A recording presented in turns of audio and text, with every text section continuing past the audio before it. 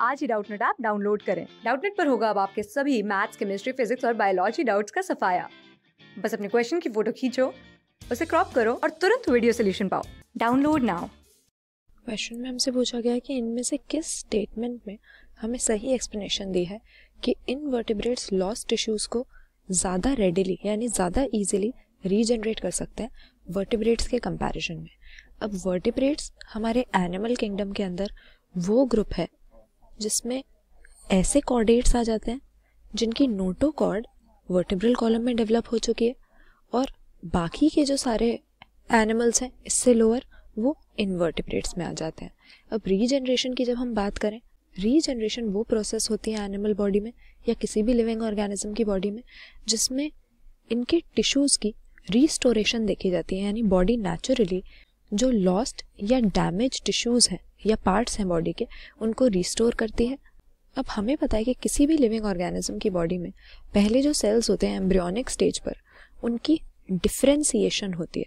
Differentiation की process से हम क्या समझते हैं, ये वो प्रोसेस है जिससे जो भी डिवाइडिंग सेल्स होते हैं वो कुछ मेजर स्ट्रक्चरल और फंक्शनल चेंजेस अंडरगो करते हैं, यानी उनका जो भी साइटोप्लाज्म होता है और सेल मेम्ब्रेन्स होती हैं, सेल वॉल्स होती हैं, उनमें स्ट्रक्चरल चेंजेस आते हैं ताकि वो पर्टिकुलर किसी एक फंक्शन को परफॉर्म करने के लिए स्पेशलाइज्ड हो सके। तो इस तरह के स्पेशलाइज्ड या मैच्योर सेल्स बनाने के लिए, मैच्योर टिश्यूज बनाने के लिए सेल्स की डिफरेंशिएशन होती है।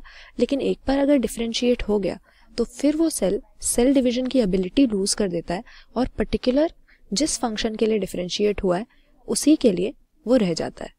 तो रीजनरेशन के लिए हमें क्या चाहिए? अब हमें तो नहीं पता कि एनिमल बॉडी में कौन सी एनवायरमेंटल फैक्टर की वजह से कौन सा टिश्यू डैमेज हो जाएगा या कौन सा पार्ट लॉस्ट या इंजर्ड हो जाएगा।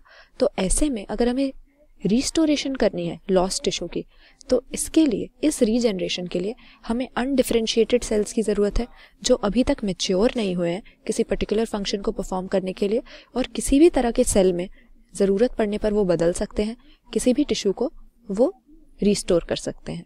तो यही रीज़न है कि इनवर्टिब्रेट्स में कम डेवलप्ड होने के बावजूद देखा जाता है कि लॉस्ट टिश्यू ज़्यादा इजीली रीजनरेट हो जाता है, जबकि वर्टिब्रेट्स में इतना इजीली नहीं हो पाता है। यही रीज़न है कि इनवर्टिब्रेट्स की बॉडी में हमें अनडिफरेंशिएटेड सेल्स मिलेंगे जिनकी ज़रूरत रीजनरेशन के लिए हमें पड़ती है। तो यहाँ पर करेक्ट आंसर कौन सा मार्क कर देंगे? ऑप्शन डी, कि इनवर्टिब्रेट एनिमल्स के पास अनडिफरेंशिएटेड सेल्स ज़्यादा होते हैं वर्टिब्रेट एनिमल्स के कंपैरिजन में।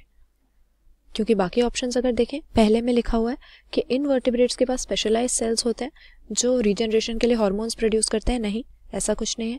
फिर दिया हुआ है कि इनके पास higher degree of uncontrolled cell division होती है।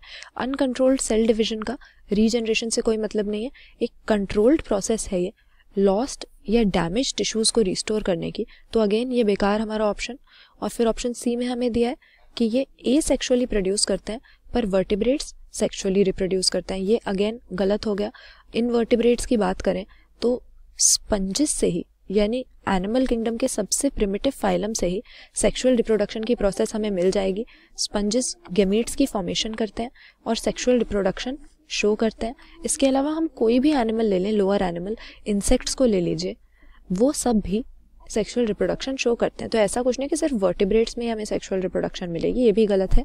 सही आंसर यही हो जाएगा। क्यों रीजनरेशन ज़्यादा अच्छे से हो जाती है इनवर्टिब्रेट्स में? क्योंकि इनके पास अनडिफरेंशिएटेड सेल्स ज़्यादा होते हैं। ऑप्शन डी सही है। क्लास 6 से 12 से लेके नीट, IIT, JEE मेंस और एडवांस के लेवल तक 10 मिलियन से ज्यादा स्टूडेंट्स का भरोसा। आज ही डाउनलोड करें डाउटनेट ऐप या व्हाट्सएप कीजिए अपने डाउट्स 8400 400 400 पर।